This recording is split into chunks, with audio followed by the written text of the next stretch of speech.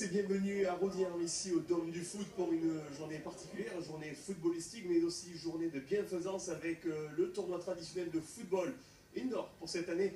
Ici, dans le cadre du Téléthon, aux côtés du président de l'association des anciens joueurs du niveau olympique. Bonjour Patrick Champ. Bonjour à tout le monde, bonjour à toi Christophe, ça fait un grand plaisir de te revoir parmi nous. Heureux de vous retrouver sur TV Sud pour revenir sur cette journée très particulière. Alors la température n'est pas très élevée, par contre le cœur de tous les joueurs est très très chaud, il y a beaucoup d'implications sur les terrains, c'est un grand classique d'avant Noël que ce tournoi de foot. Oui, effectivement, ça fait depuis 14 années qu'on organise ce tournoi. Ça fait la deuxième année ici au Dôme chez Cédric Duchesne. Donc nous avons 24 équipes qui viennent faire 3 matchs, puisque bon, ça dure sur 1h30. Ils se rencontrent, donc, et tout ça bien sûr amicalement, et ils donnent leur bol bien sûr quand on rentre pour participer. Et la somme qui sera collectée sera remise officiellement après pour le Téléthon. Il y a derrière nous un match très disputé, notamment avec une équipe composée de journalistes nîmois. Quelle est votre appréciation, Patrick, justement sur le niveau technique des différents matchs? Disons qu'il y a beaucoup d'engagement. Techniquement, bon, c'est peut-être un peu plus difficile, mais je crois que les journalistes adorent le football, toi aussi. Bon, mais tu ne peux pas être au four et au moulin, mais je crois que là aussi, les journalistes donnent l'exemple de venir à notre Téléthon depuis toutes ces années. Ça fait chaud au cœur et on est aidé vraiment énormément par la presse, et un petit coup de chapeau aussi au Crédit Agricole qui nous a permis d'organiser ici ce tournoi. À peu près 120 joueurs, entre 120 et 132 joueurs.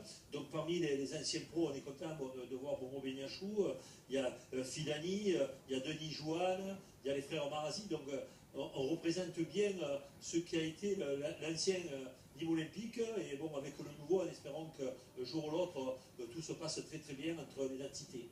Justement, l'amicale des anciens joueurs de niveau olympique, elle se porte comment? J'ai ouï dire de matchs très disputés il y a quelques temps de cela à Arles, avec un match nul 3 partout.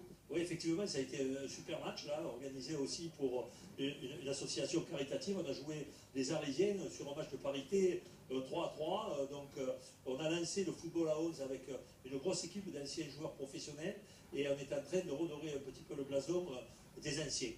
Comment vous abordez l'année 2017 qui se présente? Elle se présente avec bon, des matchs de foot à 7 pour notre deuxième équipe. L'équipe à 11 jouera chez Magdan, nos amis Rotici. On aura un match caritatif en mars vers Orange ou Piolenc, puisque c'est la maison mère à Piolenc.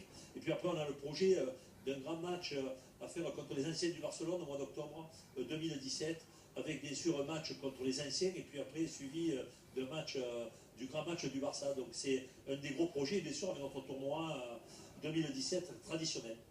Est-ce qu'il y a quelques noms célèbres qu'on peut révéler sur les anciens de Barcelone? On imagine quand même que, vu le palmarès du club, le club des anciens doit être assez prestigieux. Ben, disons, je crois qu'ils sont mis de 200 anciens.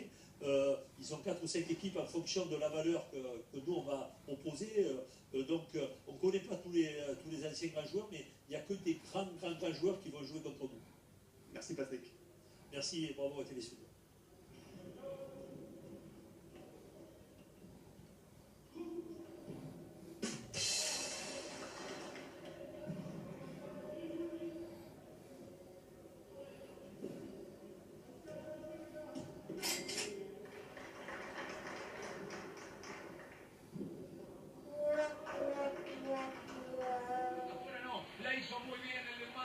Suelto para la Messi para Messi, Messi enganchó, le gusta el provo con zurda.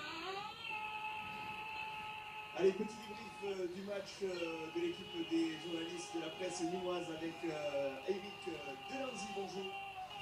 Bonjour Christophe. L'info de la journée, c'est quand même que l'équipe de la presse est restée invaincue, avec 2 victoires et un nul chèrement acquis. Donc c'est une bonne performance de nos troupes. Avec un mix Midi Libre, TV Sud, ancienne de France Bleu, la Gazette, etc. Donc belle performance de notre part. Au niveau technique? Au niveau technique, je dirais qu'il y a eu du bon et du moins bon. Au niveau physique, on a tenu difficilement, mais on a tenu. Donc je suis plutôt satisfait de mes troupes. Pas trop de déchets dans le gelon? Alors dans le gelon, c'est ce qu'il faudra travailler la vidéo. C'est ce qu'on va déjà débriefer dans le vestiaire. Mais je m'attendais à pire. Dites-nous un petit focus sur la performance du José Callejon de TV Sud, dont on a vu qu'il avait fini avec un maillot d'Antoine Griezmann lors du second match, qui lui s'est soldé par un match nul après une large victoire. Est-ce que Charles Arrigoni va peut-être quitter l'équipe du fait d'une indemnité de transfert et d'une proposition assez importante de la part d'une autre équipe? Alors, ce qu'il faut dire d'abord, c'est que bon, tout le monde ne peut pas porter le maillot de Griezmann, c'est quand même compliqué à porter. On a vu qu'il en était capable, parfois, par éclair. Maintenant, il va nous quitter parce que forcément, la Ligue des Champions et consorts l'appelle. On lui souhaite bonne chance. Napoli est prêt à faire un gros chèque, on le sait. Ils ne sont pas les seuls sur le coup. Ils sont pas les seuls.